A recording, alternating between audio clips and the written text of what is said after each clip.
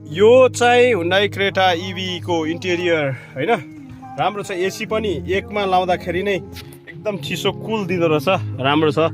अब यो सनरुफदेखि लिएर होइन, सनरुफ पनि लामो पछाडिसम्म जाँदो रहेछ होइन, अझ पछाडि पनि जान्छ, अझ पछाडिसम्म जान्छ। 2 स्टेप भयो, एउटा चाहिँ तपाईँको लाइट छेक्ने, एउटा चाहिँ अर्को चाहिँ अब हावा छिर्ने होइन। ओभरअल कुल छ फिचर होइन। ओभरअल अब यो विन्डोको पनि तपाईँको त्यो लाइटहरू छेक्ने, लाइटलाई इमिसन अलिकति गरी छ, सबै छ। यो चाहिँ पछि मैले थपेँ अब चस्माहरू हाल्ने चाहिँ। अब यसको फिचर हेर्दाखेरि चाहिँ नर्मल्ली अब यो नि सबै टच भयो, माथि पनि टच बोर्ड भयो, यो पनि टच सेन्सरवाला बटन जस्तो देखे पनि त्यो छ। यता चेन्जिङ गर्ने मोडहरू सबै राम्रो छ। ओभरअल किबोर्डहरू तपाईँहरूलाई चाहिँ यो फिचर यो कुनले के काम गर्ने अब थाहा हुन त धेरैलाई, इभीको त झन् सबैको एउटै हो। छ भने अर्को भिडियोमा यसो हेर्नु होला, म सबै भनिदिन्छु।